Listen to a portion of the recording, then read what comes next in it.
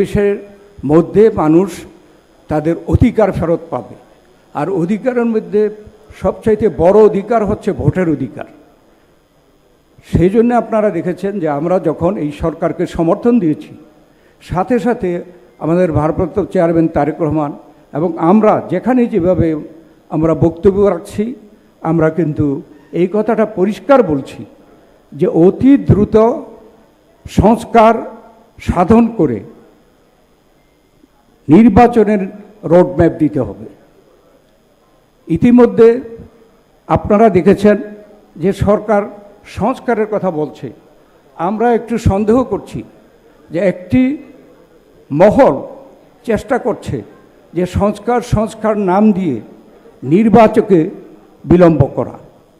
আমরা এই ব্যাপারে কিন্তু পাবলিকলি জনসম্মুখে আমরা ঘোষণা করেছি যে যত নির্বাচন বিলম্ব হবে তত বাংলাদেশে নানা ষড়যন্ত্র হবে, এবং যদি নির্বাচন বিলম্ব হয় আর যদি নির্বাচন করে একটি দেশে আমাদের দেশের মানুষের যারা নিজ হাতে স্বাধীনভাবে ভোট দিয়ে এদেশে জনগণের সরকার প্রতিষ্ঠা করতে না পারে, তাহলে এই সরকার কিভাবে বিদায় নেবে?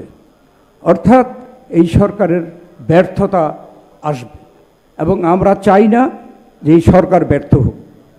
এই সরকারকে আমাদের মতো একটি বড় দল, জনপ্রিয় দল, দেশনেত্রী বেগম খালেদা জিয়ার দল, তারেক রহমানের দল, আমরা এই সরকারকে সমর্থন করেছি তাদের সফলতার জন্য। তারা ব্যর্থ হলে কিন্তু আমরাও ব্যর্থ হব, এদেশের জনগণ ব্যর্থ হবে। বৈষম্য বিরোধী আন্দোলনের ছাত্র জনতার যে গণ অভ্যুত্থান, সেই গণ অভ্যুত্থান ব্যর্থ হবে। এটা হতে দেওয়া যায় না। যদি এটা হয় তাহলে দেশের জনগণের এবং এদেশের সবচেয়ে জনপ্রিয় বড় দল হিসাবে বিএনপিরও সেখানে ব্যর্থতা হবে, এবং সেই ক্ষেত্রে বাংলাদেশের জন্য বিরাট একটা বিপদ আমাদের সামনে আসবে। আপনারা ইতিমধ্যে লক্ষ্য করছেন যে আমাদের যে এই কথাগুলো বলছি, প্রথম দিকে এই সরকার হয়তো তেমনিভাবে এটার গুরুত্ব বুঝতে পারেনি। সেজন্যে নির্বাচন সম্বন্ধে কিন্তু 3 মাস চলে গেল, তেমন কোনো পজিটিভ কিছু আমরা দেখতে পাচ্ছি না।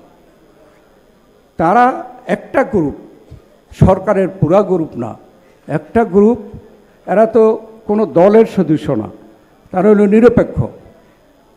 যেভাবেই হোক তারা আজকে ক্ষমতায় আসছে। তাদের কেউ কেউ চাচ্ছিল যে সংস্কারের নাম দিয়ে নির্বাচনকে বিলম্বিত করা। আমরা বলেছিলাম যে যত দ্রুত সম্ভব নির্বাচন দিয়ে জনগণের নির্বাচিত সরকারকে প্রতিষ্ঠা না করতে পারলে এদেশে বিগত যে পতিত সরকার যে সকল ক্ষেত্রে ধ্বংস সাধন করে গেছে, এগুলোর মেরামত করা সম্ভব হবে না। এই সরকারের পক্ষে সম্পূর্ণ মেরামত সম্ভব না, সেটা আমাদের চিন্তাধারা যে এই মেরামত করতে হলে জনগণের সরকার প্রয়োজন হবে, সেজন্য নির্বাচন প্রয়োজন। এখন প্রশ্ন হলো আমরা কেন সংস্কার প্রস্তাব, এটা তো আমরা 1 বছর আগে, তারও আগে থেকে দিয়েছি। এখন আমরা কেন আবার আপনাদের সামনে আসছি?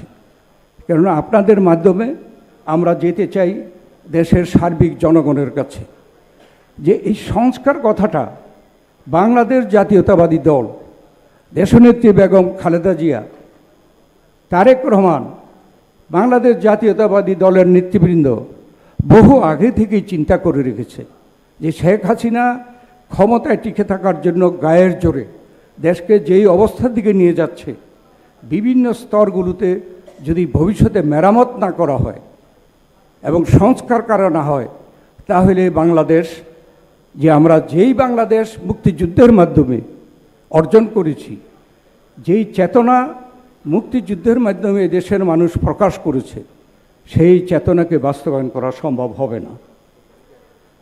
এখানে আমাদের বক্তব্য হচ্ছে যে সংস্কারের কথা বলে নির্বাচনকে পিছানো বুদ্ধিমানের কাজ হবে না, দেশের জন্য ক্ষতিকর হবে। আর সংস্কারই যদি হয় তো আজকের বাংলাদেশে কিন্তু বাংলাদেশ জাতীয়তাবাদী দলই সবচেয়ে জনপ্রিয় বৃহৎ দল। যদি নিরপেক্ষ এবং স্বাধীন একটি নির্বাচন হয়, জনগণ যদি ভোট দিতে পারে, এটা অবধারিত যে বাংলাদেশ জাতীয়তাবাদী দল আগামী দিনে সরকারে আসবে, জনগণের সরকার হবে।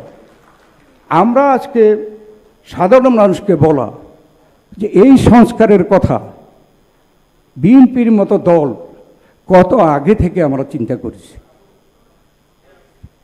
বেগম খালেদা জিয়ার ভিশন 2030, তারেক রহমানের 27 দফা, তারপরে এটা 31 দফায় পরিণত। তো আমরা তো কত আগে এই সংস্কার সম্বন্ধে চিন্তা করে রেখেছি।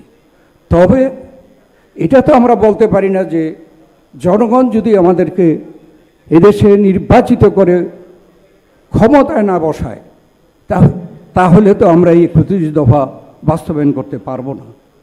অতএব 31 দফা এই সংস্কার সম্পর্কে আমরা আগে থেকেই চিন্তা করেছি।